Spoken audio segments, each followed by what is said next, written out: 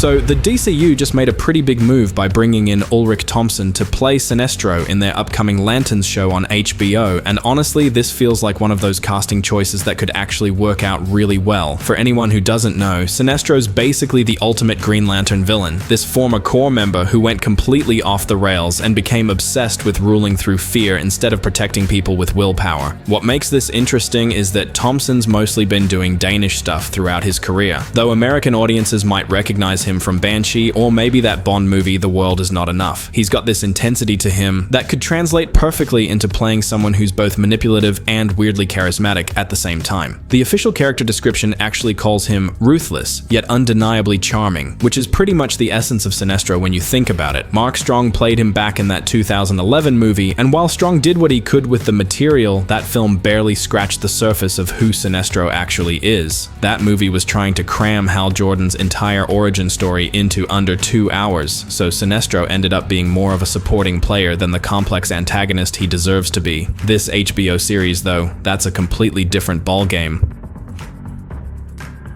The whole setup for Lanterns is apparently going for this true detective vibe, which is wild when you think about it. You've got Kyle Chandler playing Hal Jordan and Aaron Pierre as John Stewart, and they're investigating some Earth-based mystery. But the real meat of the story, at least from a character perspective, probably comes from exploring the twisted relationship between Hal and Sinestro. In DC comic books, which goes all the way back to 1961 when the character first showed up, Sinestro was from this planet called Korugar. He started out as a Green Lantern, actually became one of the best ones in the entire Corps, but then he took things way too far. Instead of just protecting his home planet, he turned it into basically a dictatorship where he ruled through fear and intimidation. The Guardians of the Universe, who oversee the Green Lantern Corps, weren't exactly thrilled about that and kicked him out. But Sinestro didn't just fade away after getting expelled. He came back and created his own Corps, the Sinestro Corps, powered by yellow rings that run on fear instead of willpower. It's like this perfect dark mirror of everything the Green Lanterns stand for. And his obsession with Hal Jordan, who was his apprentice before everything went sideways, became this defining character trait.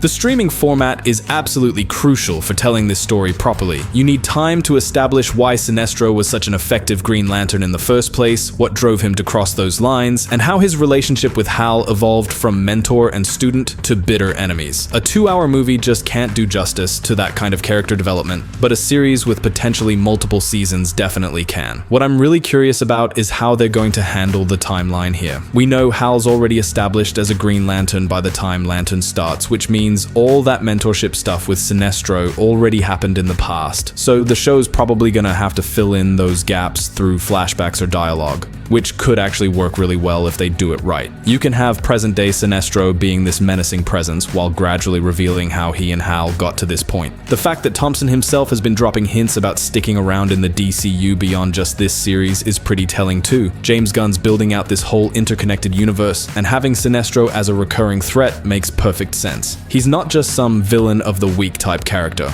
In the comics, he's literally one of the most persistent and dangerous adversaries the Green Lanterns have ever faced. One thing that's worth noting is how different this approach is from what DC's tried before. That 2011 film attempted to launch a whole cinematic universe but stumbled right out of the gate. Now with the DCU properly kicking off through Creature Commandos in animation and Superman on the theatrical side, Lanterns represents this fresh start for the Green Lantern mythology in live action. No baggage, no trying to fix past mistakes, just a clean slate to tell the story right. The choice to make this a grounded detective-style mystery also plays into what makes Sinestro such a compelling villain. He's not just about raw power, even though he's got plenty of that. He's a strategist, a manipulator, someone who gets inside people's heads. That kind of psychological warfare fits perfectly with a mystery-driven narrative where the heroes are trying to piece together what's really going on. And honestly, the potential for world building here is enormous. If they handle Sinestro correctly, they can use him to explore the entire Green Lantern mythology, the Guardians, the emotional spectrum, the different Lantern Corps that exist in the comics. All of that stuff becomes relevant when you've got Sinestro in the mix because he's connected to so much of it. The casting of Thomsen also suggests they're going for someone who can bring real depth to the role rather than just playing him as a one-note bad guy. Danish cinema has this reputation for intense character character-driven storytelling. And if Thompson brings that sensibility to Sinestro, we could end up with something genuinely special. A villain who makes you understand his perspective even while you're rooting against him. That's the sweet spot. Looking at the bigger picture, Sinestro's presence in Lanterns could set up storylines that extend far beyond this one series. The Sinestro Corps War was this massive event in the comics that involved pretty much the entire DC universe. Obviously, they're not going to jump straight into something that huge, but having Sinestro established as a credible threat from the beginning means those kinds of stories become possible down the line. What really sells me on this whole thing is that they seem to understand you can't rush Sinestro's story. This is a character with decades of comic book history, multiple layers of motivation, and a relationship with Hal Jordan that's almost Shakespearean in its tragedy. By giving it room to breathe in a serialized format, by casting an actor who can handle the complexity, and by integrating it into this larger DCU framework, they're setting themselves up to finally do justice to one of DC's most underrated villains.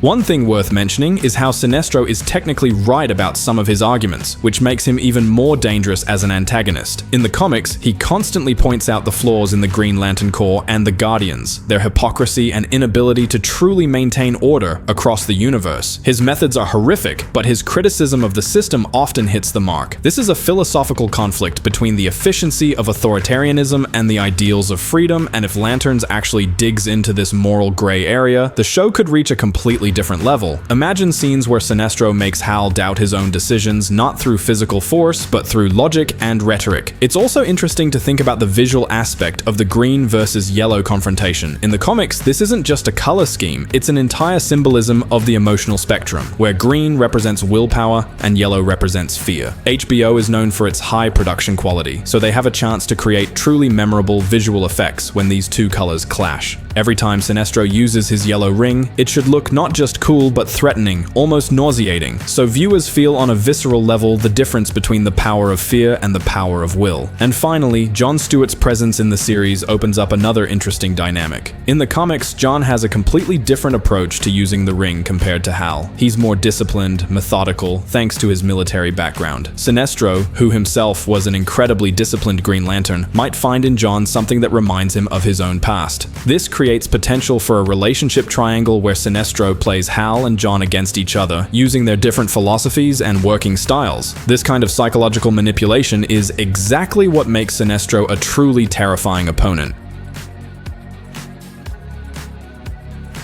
The production status of Lanterns is looking solid, with the targeting a late summer 2026 release on HBO. James Gunn and Peter Safran are clearly prioritizing this as one of the major pillars of the DCU's lineup, and they've assembled a killer creative team with Chris Mundy from Ozark, Damon Lindelof from Watchmen, and writer Tom King handling showrunner duties. That combination of talent suggests we're getting something that balances prestige television storytelling with genuine respect for the source material. What makes this whole thing exciting is that Lanterns isn't being treated as some standalone experiment, but as a genuine cornerstone of the DCU that'll connect to the larger universe Gunn's building. And with Sinestro positioned as a major player rather than a one-season villain, there's real potential for this to become something special.